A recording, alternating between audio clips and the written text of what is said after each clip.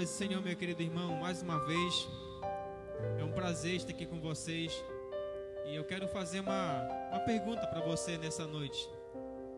Você está bem? Como é que está a sua vida? Como é que está a sua família? Como é que vai o seu trabalho? Como é que foi o seu dia hoje? Como é você Você pode comentar aí nessa live, nessa noite, como é que foi o seu dia? Como é que está a sua família? Como é que está indo a sua vida? Eu, pastor Alípio, estou bem. E eu gostaria de saber se você está bem. Amém? E nessa noite eu quero trazer uma palavra de Deus para a sua vida, que se encontra no Salmo 42 e o Salmo 43. São esses dois salmos que hoje nós vamos estudar nessa quarta-feira. E o tema de hoje é: a minha sobrevivência depende de Deus. A minha sobrevivência depende de Deus. E eu gostaria que você acompanhasse comigo, nesse momento que está na sua casa, pegue a sua Bíblia Sagrada, e você acompanhe a leitura. Nós vamos fazer a leitura aqui do verso 1 ao verso 2, para a gente fazer uma breve oração, que diz assim: assim como a corça anseia pelas águas correntes, também minha alma anseia por ti, ó Deus. Minha alma tem sede de Deus, do Deus vivo. Quando irei e verei a face de Deus? Vamos orar em nome de Jesus.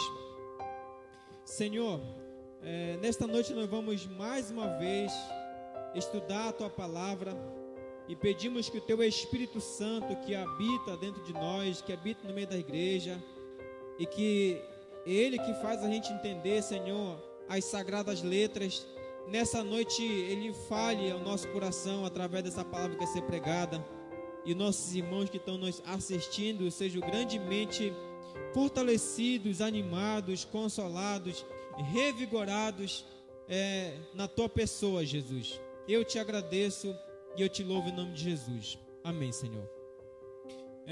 Queridos, quero rapidamente aqui abrir um parêntese antes de nós iniciarmos aqui a introdução da nossa mensagem nessa noite. Certa vez, Asaf estava tão perturbado com as coisas que estavam acontecendo, ele via os ímpios prosperarem e os justos ficarem sofrendo. Ele não conseguia entender. Ele fala que quando ele parava para pensar sobre esses fatos, ele ficava perturbado. E aí o texto no Salmo 73, ele fala que quando ele entrou no templo, não só para tocar, não só para estar ali, mas sim para ouvir o que Deus ia falar com ele, ele entendeu o destino dos justos e o destino dos injustos. Então nessa noite, talvez você esteja perturbado com muitas coisas. Talvez você já tenha lido a sua Bíblia Sagrada durante a manhã, você já tenha orado, você já tenha assistido outros cultos, mas talvez você ainda não parou para ouvir o que Deus realmente quer falar para você. Então nessa noite, faça como Asaf, pare um pouco e ouça o que Deus vai falar com você através dessa palavra que vai ser pregada nessa noite. Então, repetindo novamente aqui, nós vamos estudar o Salmo 42 e o Salmo 43, que tem como tema: a minha sobrevivência depende de Deus. Depende de Deus.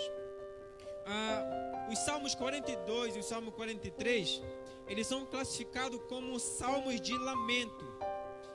Salmo de lamento é o lamento de um levita no exílio. É uma oração a Deus implorando a sua ajuda.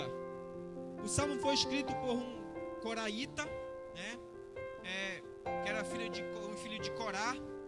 Os coraitas eles foram nomeados por Davi para o serviço no templo, e a missão deles era guardar a porta do templo, ou seja, abrir durante a manhã e fechar durante a noite. Também eles tinham a missão de cuidar dos utensílios do templo, e o outro grupo tinha a missão de adorar o Senhor, ou seja, de cantar louvores ao Senhor. Você vai encontrar essas informações no primeiro livro de Crônicas, capítulo 9, a partir do versículo 19. Tudo indica que esse levita foi levado para o exílio sírio, quando Azael, rei da Assíria, atacou Gate, e também foi em direção a Jerusalém para destruir Jerusalém, mas o rei Joás, ele entregou todos os utensílios e também toda a riqueza que existia no templo, junto com as pessoas que serviam no templo, para o rei Azael, que era o rei da Assíria. Então, possivelmente, esse levita que está no exílio sírio, ele foi levado nesse momento, quando Azael veio para invadir Jerusalém e já tinha destruído a cidade de Gate. Então, os Salmos 42 e o Salmo 43, eles se dividem em três partes. Nos versos de 1 a 5, o salmista descreve que tem sede de Deus.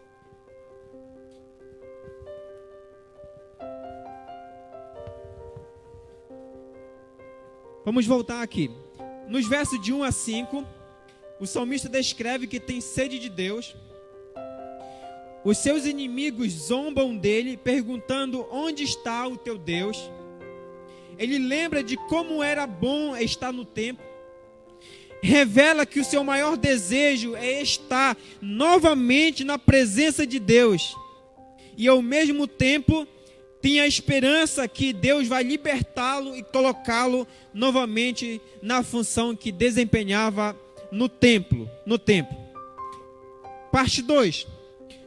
Nos versos de 6 a 11, o salmista destaca a sua aflição, reconhece porque está sendo afligido, implora que Deus tenha misericórdia dele e dê forças para orar e cantar, mesmo passando por esse momento de aflição.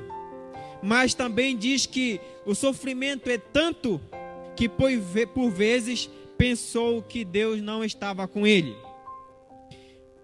O salmista continua a sua oração no capítulo 43, ou seja, no Salmo 43, do verso 1 a 5, onde implora a justiça de Deus, a restituição dos seus privilégios no templo. A sua oração é sustentada na graça de Deus e não nos seus méritos. E ele tem a certeza de que Deus não vai abandoná-lo. Então, isso aqui é um resumo do que a gente vai aprender nessa noite com o Salmo 42 e o Salmo 43. Então, o Salmo 42 e o Salmo 43, para você que está nos acompanhando aí na sua Bíblia Sagrada, eles nos ensinam 3 lições. Então vamos lá ver a primeira lição, e a gente precisa ler aí o verso 1 ao verso 5. O salmista, ele inicia o verso 1, diz assim: assim como a corça anseia pelas águas correntes, também minha alma anseia por ti, ó Deus. A minha alma tem sede de Deus, do Deus vivo. Quando irei e verei a face de Deus? Minhas lágrimas têm sido meu alimento, dia e noite, enquanto me dizem toda hora: onde está o teu Deus? Derramo a minha alma dentro de mim, ao lembrar-me de como eu guiava a multidão em procissão à casa de Deus, com um grito de alegria e louvor, multidão em festa. Porque estás abatido, ó minha alma? Porque te perturbas dentro de mim? Espera em Deus, pois ainda o louvarei. Minha salvação e meu Deus. Então, a primeira lição que nós aprendemos com o Salmo 42 e o Salmo 43 é a seguinte: não vale a pena viver a vida longe de Deus. Não vale a pena viver a vida longe de Deus. O salmista foi exilado. E pelo fato de estar exilado, o salmista se sente isolado de Deus. Não pode adorar Deus no templo. a sua fé está sendo desafiada por suas condições atuais, ou seja, ele está no exílio, e sofre insulto dos seus opressores todos os dias. Por esse motivo, o salmista anseia por Deus, para demonstrar a sua necessidade de Deus. Ele usa a figura de uma corça, que é a mesma coisa que gazela, que corre ofegante no campo à procura de água. A água é vida do animal na paisagem árida. O salmista está ofegante pela fonte de vida, e essa fonte de vida é Deus. O salmista compreende que a sua sobrevivência depende de Deus. É por isso que ele fala no verso 1: assim como a corça anseia pelas águas correntes, também minha alma anseia por ti, ó Deus. Por ti, ó Deus. O salmista entende, ele compreende que a sua, ou seja, assim como assim, ó, a água é a fonte do animal na paisagem árida. Então o salmista está ofegante pela fonte de vida, e essa fonte de vida é o próprio Senhor. Então o salmista compreende que a sua sobrevivência depende de Deus. A sua sobrevivência depende de Deus. O profeta Jeremias, no capítulo 17, versículo 13, afirma que Deus é fonte de águas vivas. Que Deus é fonte de águas vivas. Deus é vida. Somente Ele pode preencher o vazio que existe dentro do homem. Enquanto o homem não encontrar Jesus, o homem viverá inquieto. Só existe paz, felicidade, vida, alegria, salvação, regozijo e consolo pleno em Deus. O salmista não sentia falta das demais coisas, ele sentia falta do Deus vivo.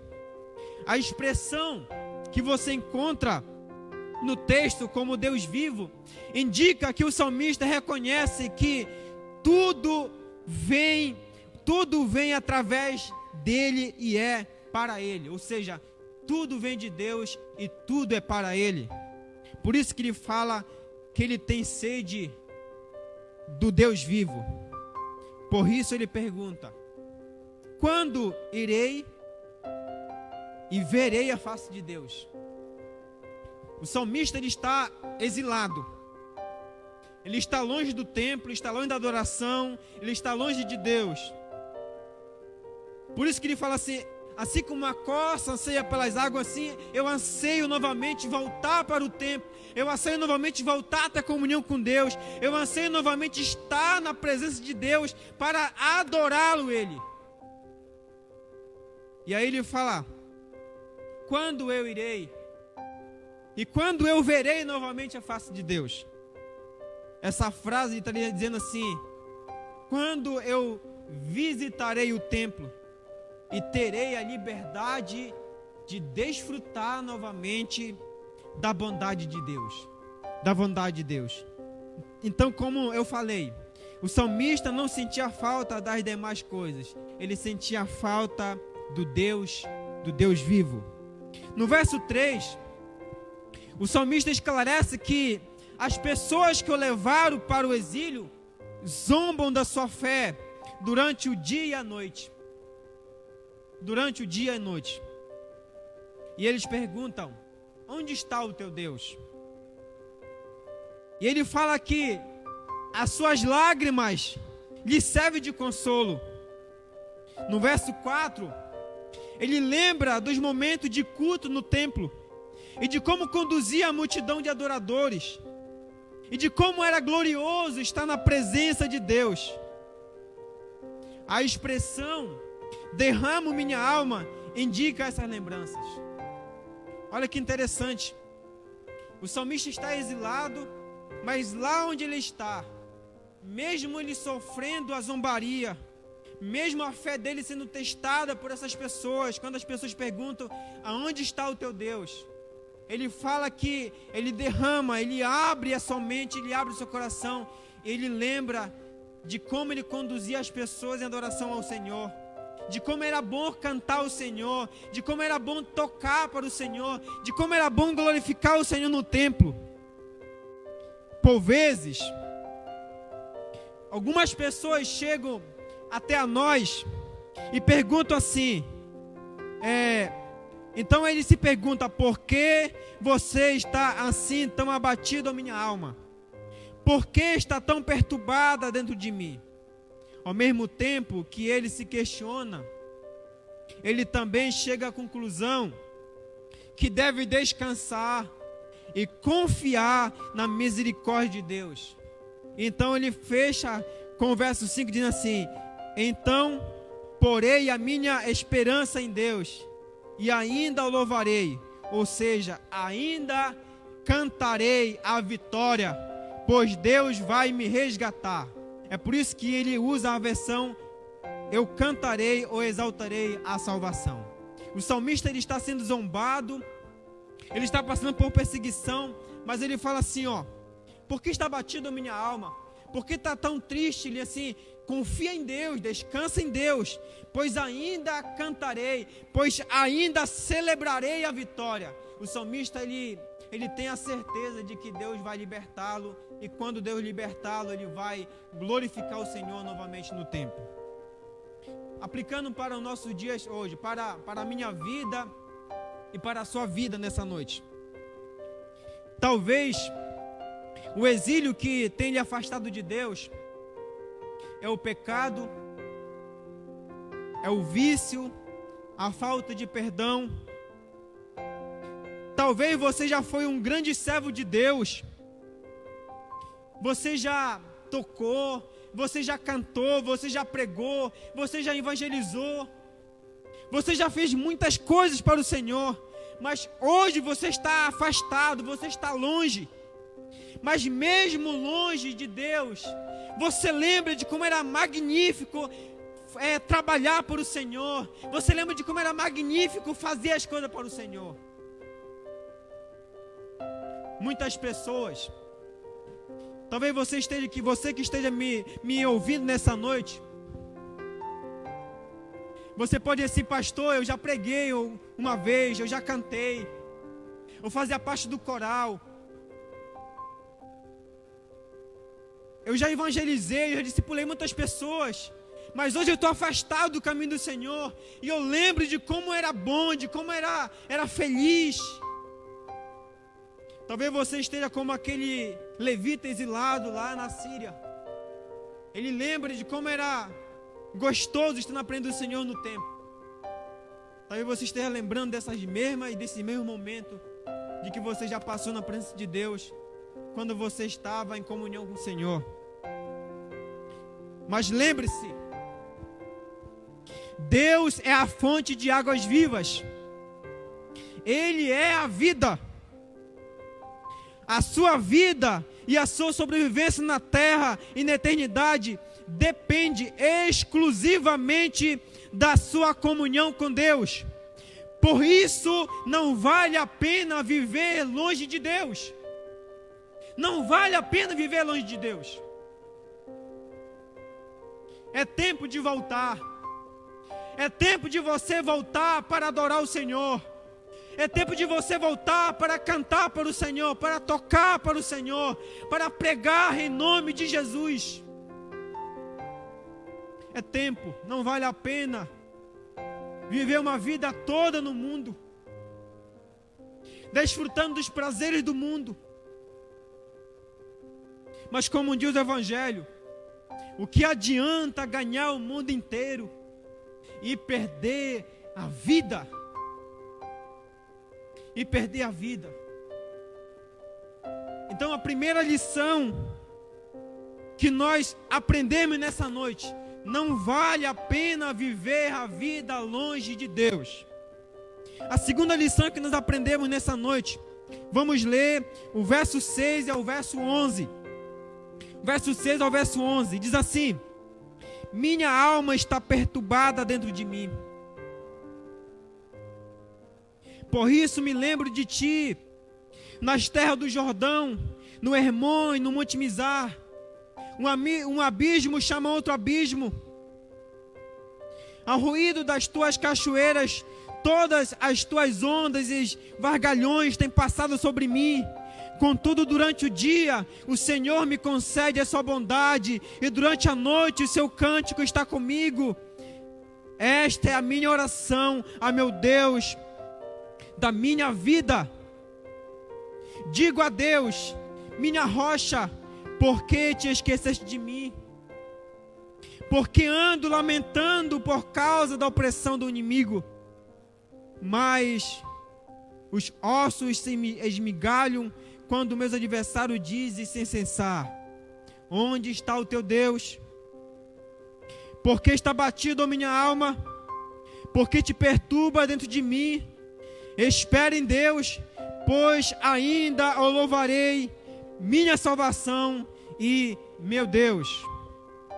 A segunda lição que aprendemos com o Salmo 42: Deus não nos abandona na tribulação. O salmista inicia o verso 6 repetindo a frase de destaque no Salmo: por que você está assim tão triste, ó minha alma? Ele repete por 4 vezes essa frase dentro do Salmo 42 e o Salmo 43. Essa frase retrata alguém que está tentando convencer a si mesmo a confiar em Deus.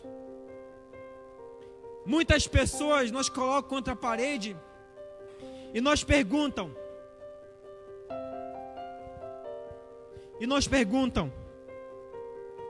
quando está passando, para você entender melhor, aquilo que eu voltei novamente atrás. Asaf olha para os ímpios prosperam. Ele olha para os crentes, e os crentes estão sofrendo. E aqui o salmista, ele é cristão, mas ele está sendo afligido, ele está sofrendo. E os seus inimigos perguntam assim: onde está o teu Deus? E por muitas das vezes as pessoas nos colocam diante da parede e perguntam assim: ó, você não é crente? Por que você está doente? Por que você está desempregado? Por que está com problema na família? Onde está o teu Deus? Onde está o teu Deus? As pessoas esquecem de que Deus nunca nos prometeu ausência de luta, mas vitória em meio às lutas. Nunca nos prometeu ausência de aflição, mas companhia no meio do vale. Nunca nos prometeu caminhada fácil, mas chegada segura. Nunca nos prometeu ausência de cruz, mas garantia da coroa. E as pessoas perguntam: você não é crente? Onde está o teu Deus? O nosso Deus está no mesmo lugar. Ele continua agindo. Ele continua nos abençoando. Ele continua nos protegendo. Ele é o mesmo Deus de Isaac, o mesmo Deus de Jacó.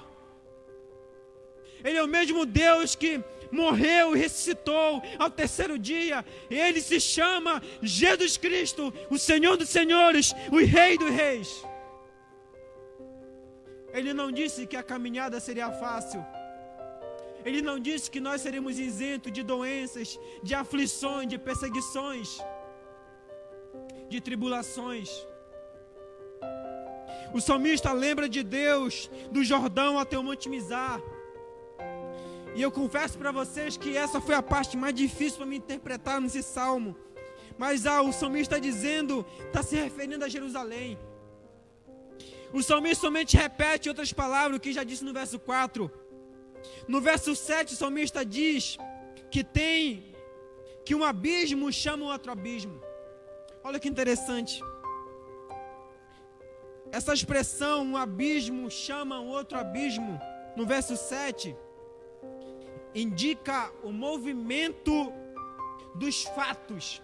Ou seja, quanto mais o salmista clamava ao Senhor, quanto mais o salmista orava ao Senhor, mais os seus inimigos lhe questionavam: aonde está o teu Deus?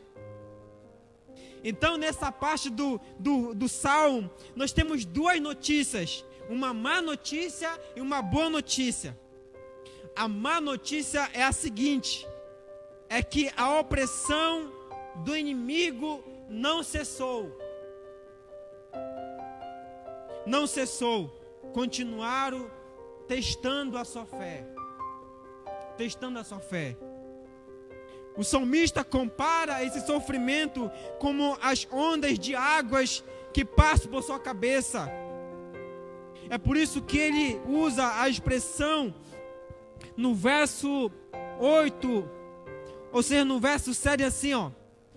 Um abismo chama outro abismo, o ruído das tuas cachoeiras, todas as tuas ondas e vargalhões têm passado por cima de mim. É a mesma ideia usada em Jonas capítulo 2, versículo 3. Então, esse que ele afirma no verso 7, fontes correntes de tristezas me cobre, fazendo lembrar do barulho de grandes cachoeiras. Como eu falei, a mesma expressão usada no livro de Jonas capítulo 2, versículo 3.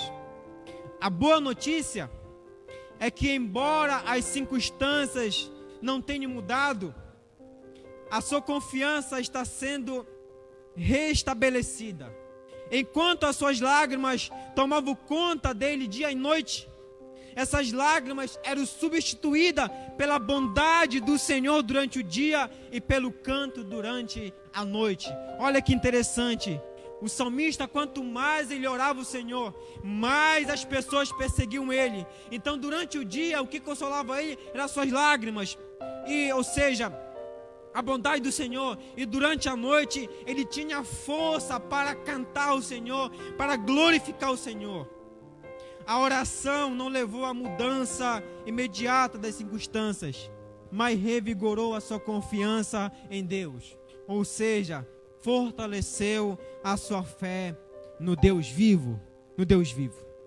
Então, a segunda lição que nós aprendemos com o Salmo 42, Deus não nos abandona na tribulação. Aplicando para o nosso dia de hoje, Deus não nos abandona na tribulação. Quando as tempestades da vida estiverem lhe afogando e pensar que é o fim, lembre-se que no barco da vida Jesus está na popa. E quando clamamos por sua ajuda, Ele diz à tempestade: cala-te, aquieta-te. E as tempestades estão lhe afogando, clame por Jesus. Ele é o refúgio e fortaleza. Ele é o refúgio e fortaleza. Isso me lembra também o segundo episódio, quando os discípulos estavam no mar da Galileia. Se você ler atentamente o texto diz que Jesus via o discípulo no meio do mar da Galileia em apuros às 3 da manhã. Às 3 da manhã. E o maior desafio, ou seja, o maior desafio que o discípulo tinha pela frente era o mar. E Jesus mostrou para os discípulos que o mar era apenas o meio para ele se chegar até os discípulos. Jesus está vendo os nossos problemas, não estamos só. O Deus conosco está conosco todos os dias. Todos os dias. Então eu te falo nessa noite, quando as tempestades da vida estiverem lhe afogando e pensar que é um fim, lembre-se que no barco da vida, Jesus está na popa. Jesus está conosco todos os dias. Terceira lição para a gente terminar essa noite. Vamos lá para o Salmo 43. Vamos ler o verso 1 e o verso 3. O verso 1 e o verso 3 assim: ó Deus, faz-me... A gente está no tópico 3. A terceira lição que a gente aprende com o Salmo 43 é: somente Deus pode nos libertar. Pode nos libertar. E aí, a gente vai aqui... A oração do salmista termina no Salmo 43, do verso 1 ao 5. Nos primeiros 2 versos, o salmista implora a Deus por justiça e libertação. A expressão fazer-me justiça é uma linguagem de tribunal. O salmista solicita que Deus, que é o juiz justo, julgue a sua causa e devolva os privilégios que ele tinha no templo. A segunda frase que você encontra no texto é: defende a minha causa. Olha só que interessante. Primeiro, o salmista ele fala assim: Senhor, eu quero que tu seja o juiz, que tu julgue a minha causa retamente. Mas agora, na segunda frase, ele não quer que Deus seja somente o seu juiz, ele quer que Deus seja também o seu advogado. Porque a segunda frase é: defende a minha causa. Também uma linguagem de tribunal. Mas agora o sentido é de advogado. O salmista está dizendo: Deus seja o meu advogado, livra dos meus inimigos, pois só tu pode me libertar. Essa frase, ela lembra muito Romanos capítulo 8, versículo 31 a 39, que diz assim: se Deus é por nós, quem será contra nós? O salmista diz assim: Senhor, somente tu é o justo juiz. Somente tu, Senhor, é um advogado. Somente tu pode julgar a minha causa. A partir do verso 3, o salmista solicita que Deus envie a sua luz, pois ele quer ser conduzido pela luz. Você vai achar no seu texto aí a palavra luz, é a palavra verdade. Mas pastor, por que ele fala no verso 3 assim: envia a tua luz e a tua verdade? Porque somente a luz e a verdade podem conduzi-lo ao monte, ao seu santo monte e ao lugar de habitação de Deus. Pastor, o que significa a palavra luz e a palavra verdade nesse texto? A palavra luz nesse texto significa ser guiado por Deus. E a palavra verdade significa andar segundo os padrões de Deus. Então, em outras palavras, o salmista diz assim: Senhor, eu quero ser guiado por ti, pois só tu pode me libertar, só tu pode me reconduzir novamente para o Monte Sião. E a palavra Monte Sião é a mesma coisa que Jerusalém, e também lugar de habitação. Porque o templo de Jerusalém tinha o lugar onde ficava a Arca da Aliança, e a Arca da Aliança simbolizava a presença de Deus no meio do povo. O salmista diz assim: olha, Senhor, eu quero ser guiado pela luz e pela verdade. Eu quero ser guiado por ti, pois só tu somente pode me libertar e me colocar novamente no lugar que eu tinha. Por isso que ele fala aqui: fazer-me justiça e defende a minha causa. Defende a minha causa. Por isso não vale a pena viver a vida longe de Deus. Por isso somente Deus pode nos libertar. Perceba que somente a luz e a verdade podem levá-lo ao santo monte. E aí, olha só, aplicando para o nosso dia hoje aqui, para nós se localizar. A sua vida, quero te fazer essa pergunta, em nome de Jesus. A sua vida tem sido guiada pela luz e pela verdade? A sua família tem sido guiada pela luz e pela verdade? As decisões que você tem tomado nesses últimos dias tem sido guiado pela luz e pela verdade? Lembre-se, você só sairá do cativeiro quando permitir que a luz e a verdade guiem a sua vida e a sua família. O livro de 1 João, capítulo 1, versículo 5, João afirma que Deus é a luz. Que Deus é a luz. Mas eu quero te fazer uma segunda pergunta. Você sabe quais são os 4 elementos básicos para a sobrevivência do ser humano? Você sabe quais são os 4 elementos básicos para a sobrevivência do ser humano? Se você sabe, responda aí. Eu vou te falar aqui, ó. Luz, ar. Vou voltar novamente aqui. Esses 4 elementos básicos: luz, ar, água e pão. Luz, ar, água e pão. E esses 4 elementos básicos nós encontramos em uma única pessoa. E essa pessoa se chama Jesus Cristo, o Nazareno, o Filho de Deus. Ele é a luz da vida e a luz do mundo. Ele é o sol da justiça. Por meio do seu Espírito Santo, Ele nos dá fôlego de vida. É a água viva. Por fim, Jesus é o pão da vida que desceu do céu. Não apenas tem vida e dá vida, mas também é a vida. Por isso que somente Deus pode nos libertar. Por isso que não vale a pena viver a vida longe de Deus.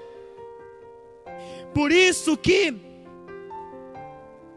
Deus não nos abandona na tribulação. Voltando ao nosso pensamento aqui do início, o salmista, ele anseiava por Deus, assim como a corça corre ofegante no campo, atrás de água para matar a sua sede. Pense nesse detalhe. É um animal que precisa da fonte de vida para sobreviver. E a fonte de vida para sobreviver é água. E o salmista diz assim: a fonte de vida para me sobreviver é Deus. O salmista tinha sede de Deus. Você tem sede de Deus?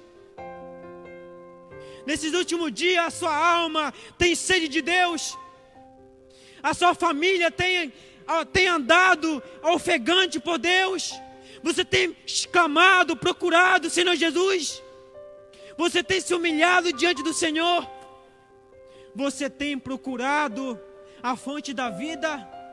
Ou você está procurando água em cisternas vazias? A fonte de vida é Jesus. O vazio que existe dentro de você, somente Deus pode preencher, pois Ele é a fonte das águas vivas.